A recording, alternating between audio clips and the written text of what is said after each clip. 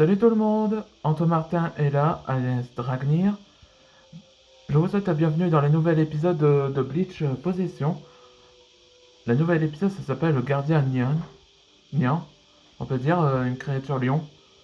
Enfin, c'est pas un lion, mais c'est un dragon. La quantité là, c'est l'épée du sanctuaire. C'est une épée qui peut prévoir les mouvements de leurs ennemis. On raconte que cette épée avait été une importance comme le temple où il est gardé par un Nian qui est aussi un gardien. Bon, ce qui ne rappelle pas dans cet épisode précédent, je vais vous raconter ce que ça vous étiez au courant. Pendant que les maîtres dragons et les peuples Piaf et les autres créatures sont là pour se défendre vers le royaume des nuages, où ils ont rencontré Itachi, le suprême général de la reine, et il est accompagné par Moro. Donc, ça veut dire que les gardes se préparent au combat vers Itachi, mais malgré l'avertissement de Teba, Itachi utilisa son élément fantôme qui a transpercé quelques personnes et tout son parti de corps des autres personnes deviennent des fantômes. Et heureusement que Steven l'a donné avec son élément de la terre combiné avec le fantôme, il a finalement propulsé Itachi de son combat. Et c'est là que il explique que les maîtres dragons sont considérés comme des protecteurs du monde. Ils sont là pour se défendre.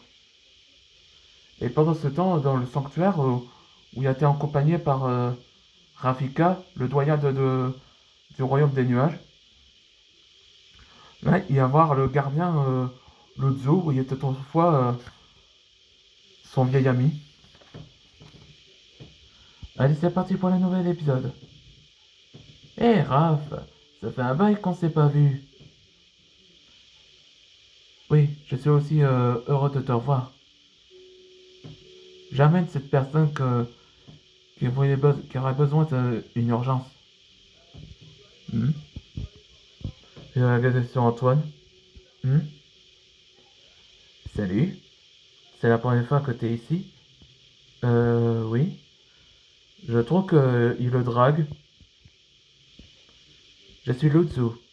Je suis le gardien. Je suis enchanté de te rencontrer. Moi c'est Antoine. Attends, ton nom? Moi c'est Antoine. Antoine Dragnir. Lutzu, désolé de cette rencontre. Il a besoin de l'épée de sanctuaire. Ah oui, c'est vrai. On voit que Likao le fixe à l'œil. En fait, comme si il empêche qu'il drague à Antoine. Comme vous voyez, la boîte il a été créée par les Zonai. Les Sonao il y a des siècles. Hein? Il a été créé par les Sonao? Ouais. Rao et Mineru sont frères et sœurs. Ils ont créé cette épée grâce à leur partie de pouvoir de Zonai. Et les ancêtres des Piaf ont enfermé l'épée dans cette boîte. Et des années après, personne n'a réussi à ouvrir la boîte. Apparemment, les autres ont déjà essayé, mais sans succès. Antoine, ton œil gauche s'est illuminé. Hein? Il s'illumine? Ouais, c'est la preuve du retour de cet œil-là. L'œil de Sonao. Ça alors, c'est l'œil de Sonao. Il est bien réel. Ça prouve que tu peux ouvrir la boîte, Antoine. Ah bon? Ok. C'est la première fois que je le fais. Le voilà. L'épée du sanctuaire. Lozo, tu sens quelque chose? Ouais.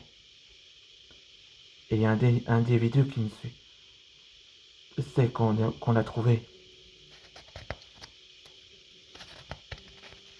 Il parle de Moro. c'est Moro. Il est là pour l'épée. Et c'est la fin de cet épisode. Là que dans le prochain épisode, ce sera le feu et le vent. En anglais, c'est Fire and Wind. Bon, je pense que c'est une seconde manche entre Dragnir et Moro. On se voit dans le prochain épisode.